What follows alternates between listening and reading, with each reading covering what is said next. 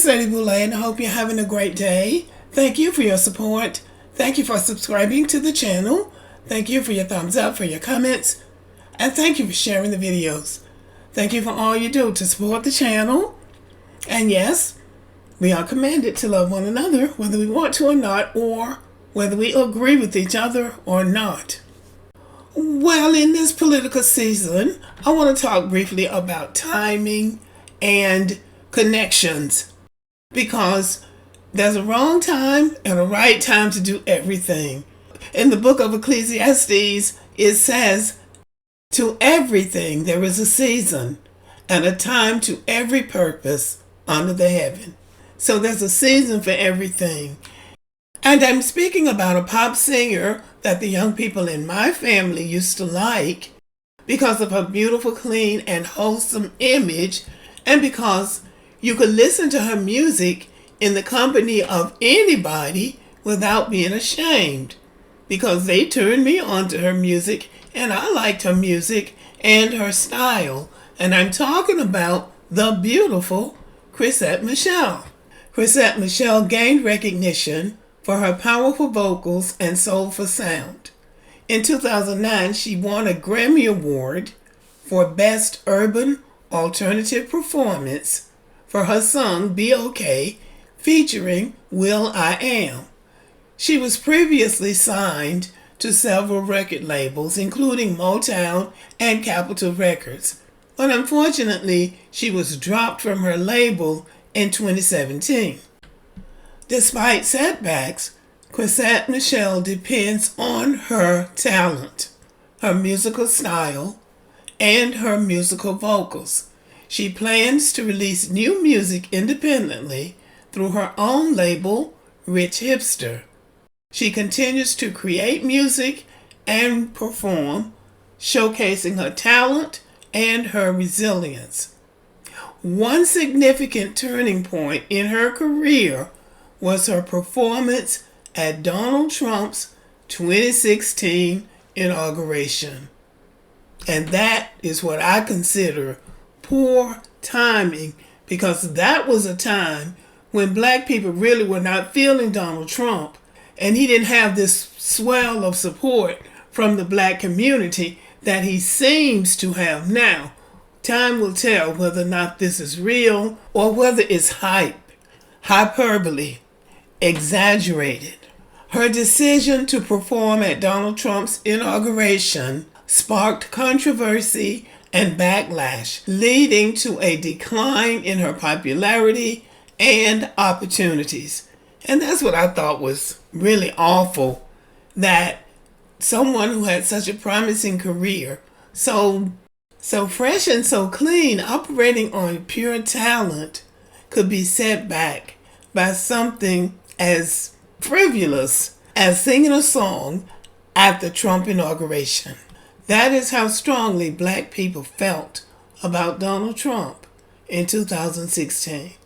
So she faced challenges due to her association with that inauguration, but she says she remains committed to her art. She has acknowledged that singing at that inauguration was a mistake. So she's creating a podcast called The Journey, and she says she's entering a creative renaissance. She says the journey is not just a destination, but a revelation. It's an example of the beauty found in embracing one's truth. If the journey audience takes anything away, it's that I'm on one, she proclaimed, as a cry for authenticity in a world hungry for connection. That's the reason why I wake up every morning, to communicate that journey, to include myself in that journey, to look at that journey. So maybe we can tune in and listen as Chrisette Michele talks about the journey that she's on.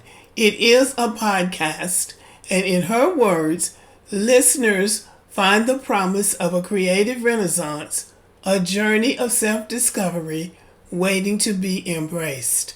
Well, I certainly hope that she finds her place on that journey, Because if she got off on the wrong track, I think she's been married and she's in the process of a divorce.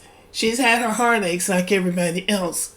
But that is what the journey of life is, learning from our mistakes. So that's a cautionary tale for Black people who depend on the Black community for an audience. If your audience is the world, or if it's white people, you're selling more records to white people than you are Black people, then you might have the latitude to go out there and support anybody that you want.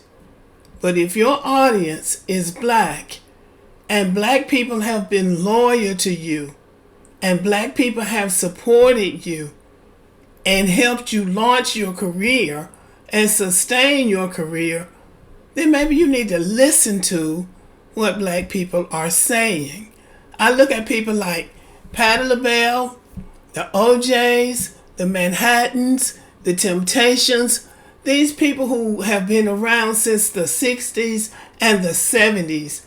And if they're still alive, they can still draw an audience because they never got away from the center.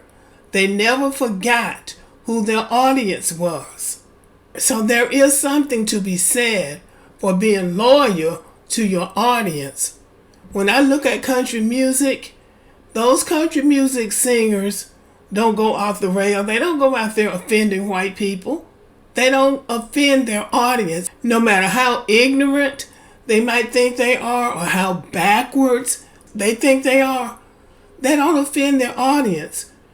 They get an engagement at the Grand Ole Opry. It pays good money, and they keep their mouths shut. So if you want your audience to be loyal to you, you should be loyal to them. Okay, y'all, but let me know what you think about this video. Thank you for listening. Subscribe to the channel, give me a thumbs up, leave a comment, share the video, and as always, have a great day.